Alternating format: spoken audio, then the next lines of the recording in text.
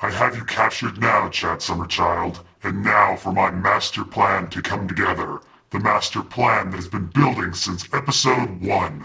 Am I missing something? How exactly did I end up in a condensed milk factory tied up with Ziggy from Big Little Lies? What are you talking about? I mean, I feel like this situation hasn't quite been explained and doesn't really add up. You're an idiot, and why do you have to be so negative? And the voices thing is lame. Everything makes perfect sense, you're just too dumb to understand it. Maybe you should watch an explained video on YouTube to make it clear for you. Nope, I'm pretty confident that this doesn't make sense.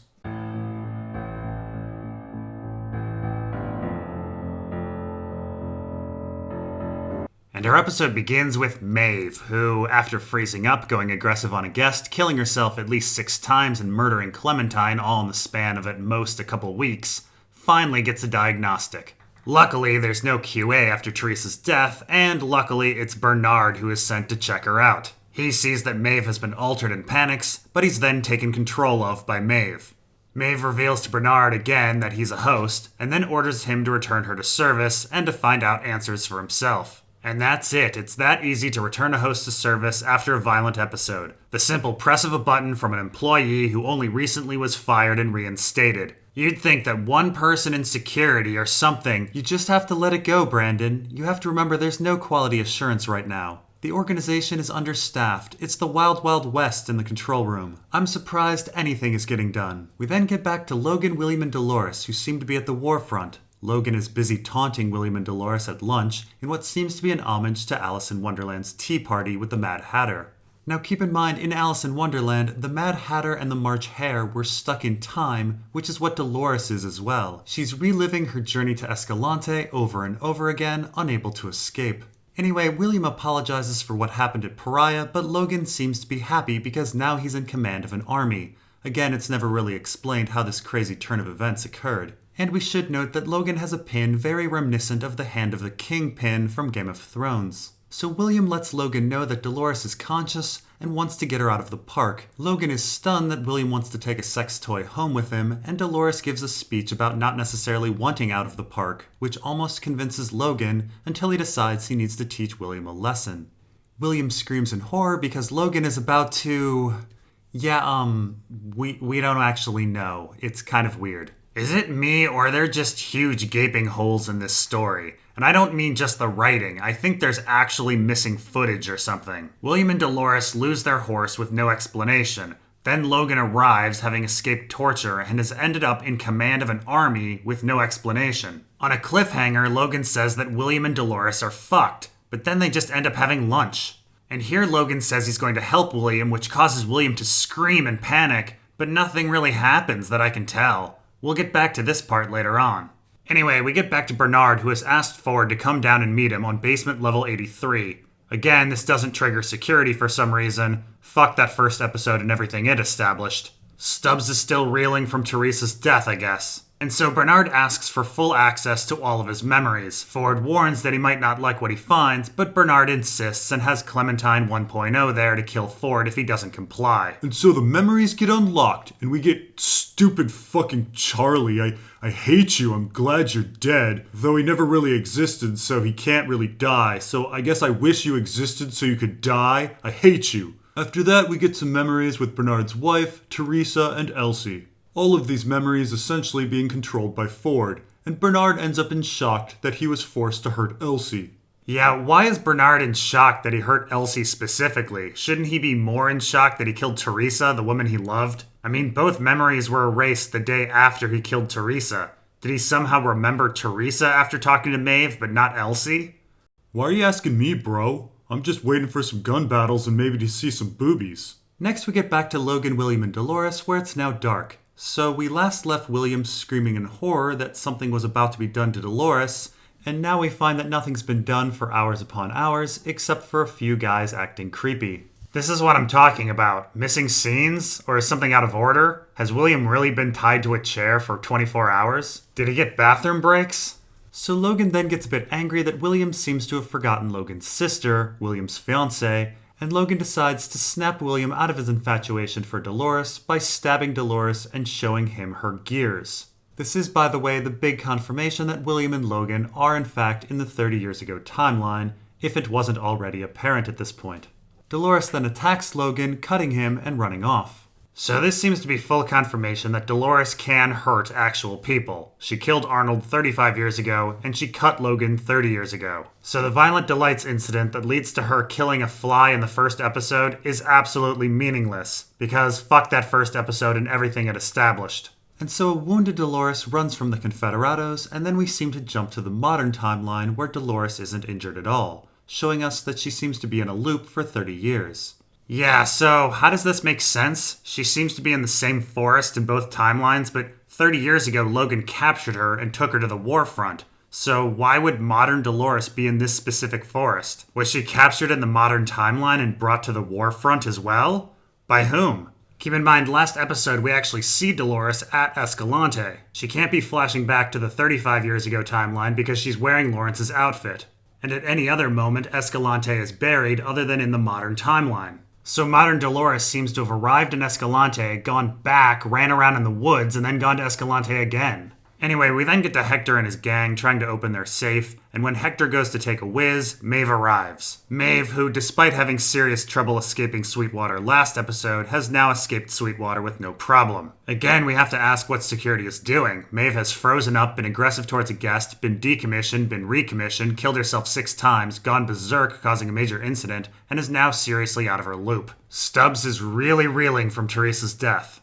Anyway, Maeve wants Hector to join her in her plans and lets Hector know that he's in a loop and his partners are about to kill themselves. When they do, she then opens the safe for him to reveal that it was empty the whole time. Hector's mind is blown, he remembers a bit, and then they decide to kill themselves by burning themselves up. The idea being that they'll have a complete rebuild and have their exploding vertebrae removed. We then get back to William and Logan, where the Confederados have somehow not caught Dolores even though they had horses and she was on foot.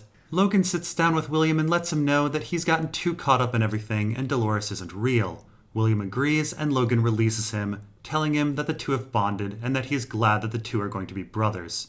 The two embrace in a touching hug.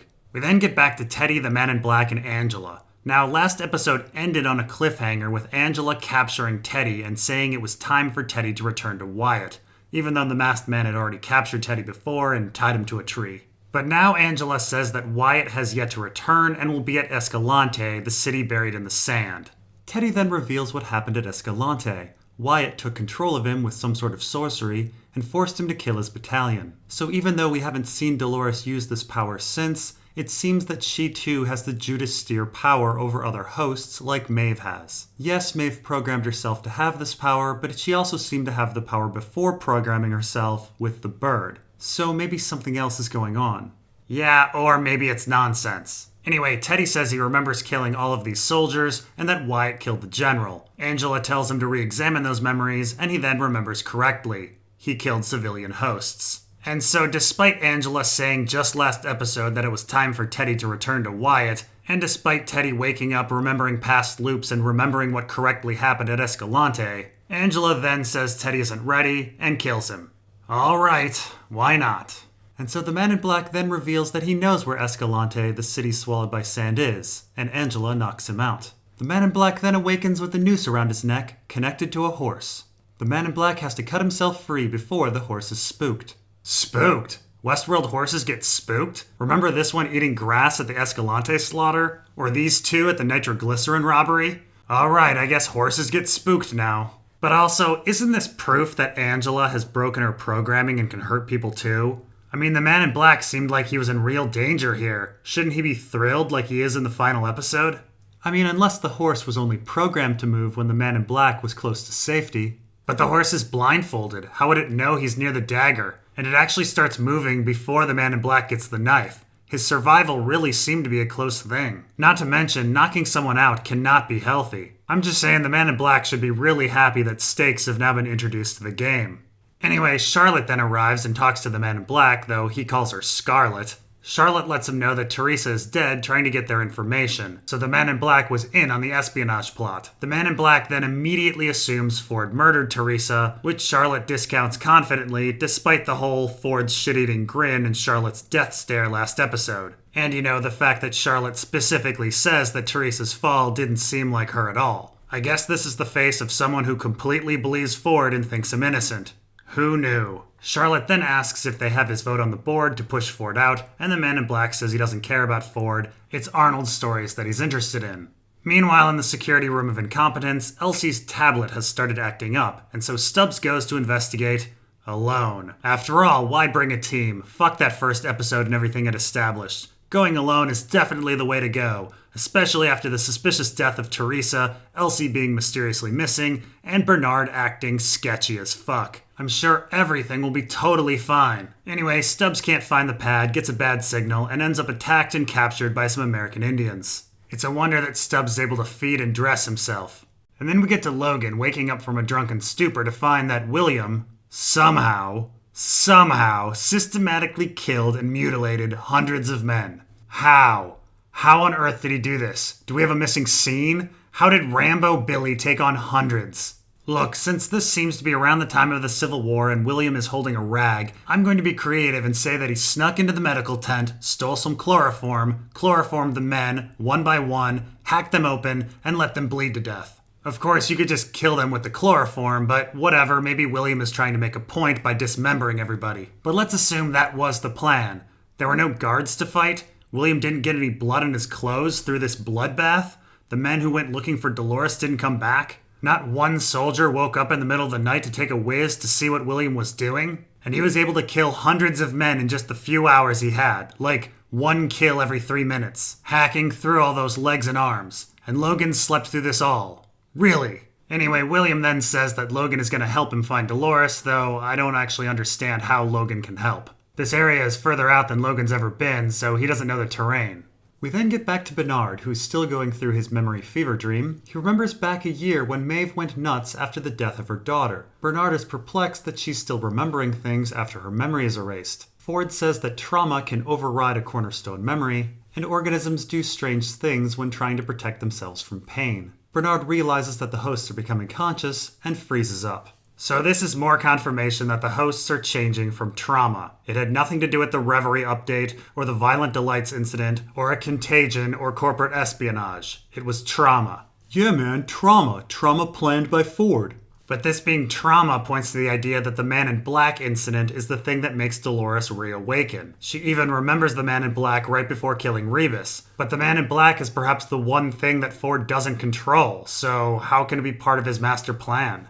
Because he planned it all, bro, man. It's all part of the plan. I don't understand how. Ford planned it all! We then flash back to episode 3 and find that Ford was actually being pretty honest in that episode. His partner was Arnold, and he was trying to create consciousness. And this brings us to modern Dolores, who has returned to Escalante after running around the woods, and she finds the church and flashes back to 35 years ago where many of the hosts were going insane. Even though the church looks pretty darn Protestant, Dolores enters a confessional, maybe they're Anglican, and heads down to the basement where there are bodies from 35 years ago. Wait, they recreated the town, including repairing that elevator, and didn't clean up any of these bodies? That's weird. Well, it might be that this has all been staged for Dolores' benefit.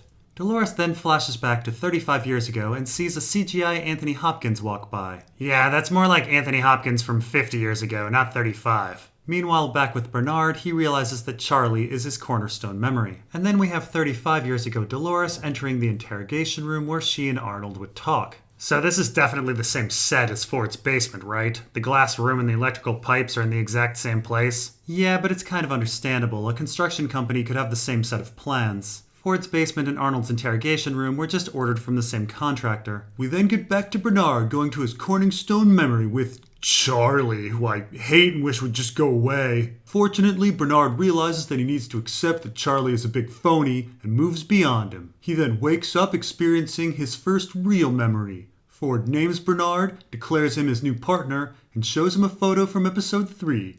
This time it's showing Arnold in it. We then get to Dolores, who seems to have flashed back to 35 years ago, but it actually seems to be more of a hallucination, as the Arnold she sees is not real. And Dolores realizes he's not real because she killed him. Dolores returns to the surface, only to find that the Man in Black has arrived. We then get back to Bernard, who realizes that he's woken up many times before, but has been rolled back. Ford then taunts Bernard, saying that humanity would never accept sentient hosts, and history has shown that humans dominate and subjugate all those around them. Ford says that Bernard revealing their sentience would actually doom the hosts. Bernard orders Ford to be killed, but it turns out Clementine is under Ford's control and not Bernard's. And so Ford then tells Bernard to never trust humans and orders Bernard to shoot himself in the head. And in the final scene, he does. Open the safe, Chad Summerchild, and see what the gods have in store for you. Once again, I think there might be some missing scenes. But whatever, I'll open the safe. Huh, well that's weird. How do you feel about having sex and getting 4th-degree burns?